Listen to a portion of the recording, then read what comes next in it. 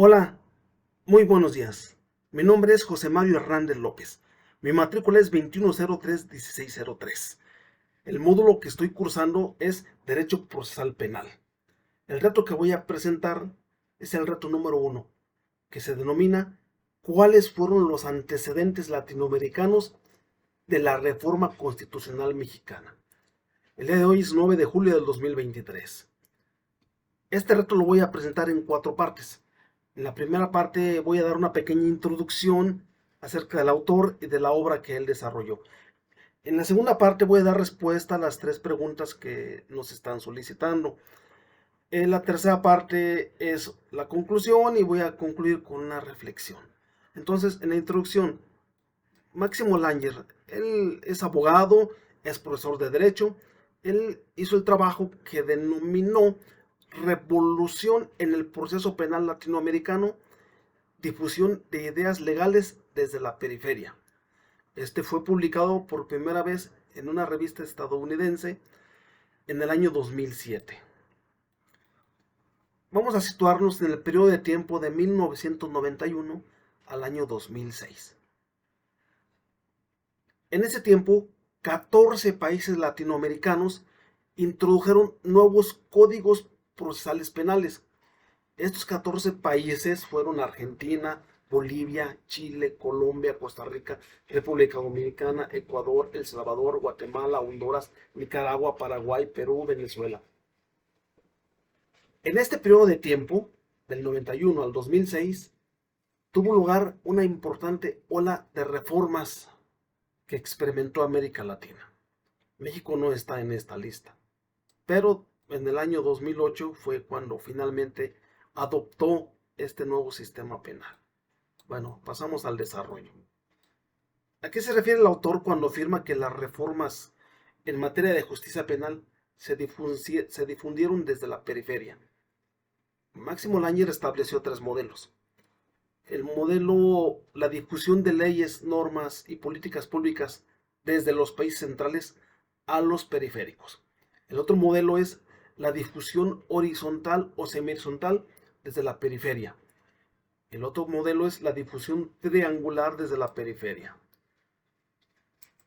Estos modelos tienen relación con el nivel de riqueza o el nivel de desarrollo que tiene un país. Hay que recordar que en América Latina no hay países ricos, por lo tanto tampoco hay países desarrollados. Entonces, ¿cuál fue la periferia de América Latina? Sí, Estados Unidos. Y países de Europa como es Italia, España y Alemania. Países son ricos, son países desarrollados. Entonces, estos países cuentan con leyes, con normas y con políticas públicas que les han dado excelentes resultados. No hay corrupción, los índices delictivos son mínimos, no hay robos, es decir, que los gobernantes y los gobernados desarrollan sus actividades con normalidad.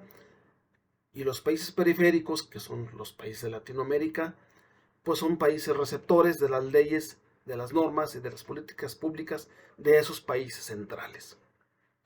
Ahora bien, la difusión horizontal desde la periferia.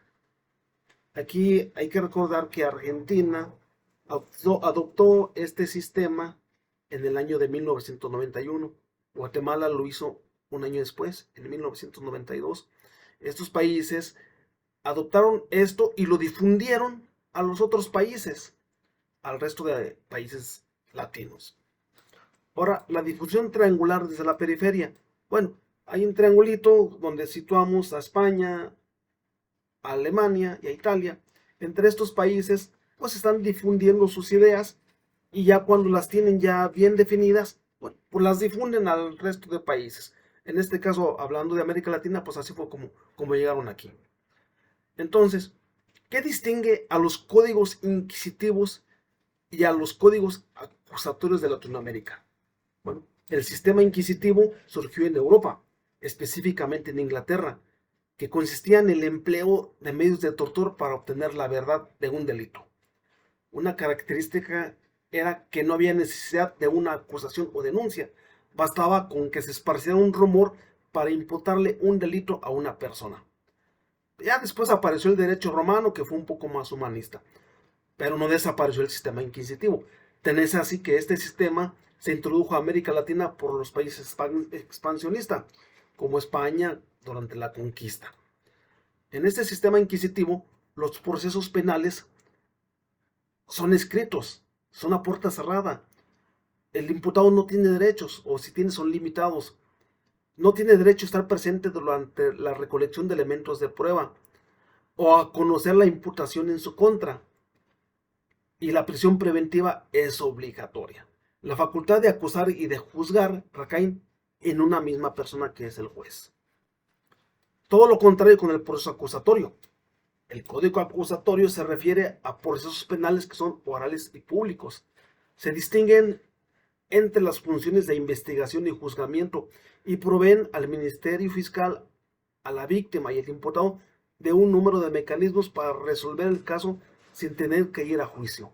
Este modelo también incluye amplios derechos para el imputado, incluso tiene más derechos que la policía. Permite que la víctima tenga un rol más importante en el proceso penal, es decir, le permite defenderse. ¿Cómo influyeron los actores internacionales en la formación y expansión de la red de activistas y reformadores en América Latina? Algo de historia. ¿Qué pasó en Cuba después de la Segunda Guerra Mundial? En el año de 1952, Fulgencio Batista da un golpe de Estado y derroca al gobierno. Después, en el 56, hay otro movimiento armado. Entra Fidel Castro y Ernesto Che Guevara y derrocan al gobierno de Fulgencio Batista. Obviamente, en el 1961, el presidente de Estados Unidos, John F. Kennedy, establece la Agencia de Estados Unidos para el Desarrollo Internacional, la USAID, con el objeto de alentar el desarrollo económico y reducir el riesgo de que grupos comunistas y de izquierda tomen el poder de los países en desarrollo. Pero en 1980, en El Salvador, se desarrolla un conflicto armado que dura más de 10 años, y debido a violaciones a derechos humanos, en el año de 1984, Ronald Reagan, presidente de Estados Unidos, implementa un proyecto de reforma judicial para El Salvador, y es la USAID la encargada de implementarlo.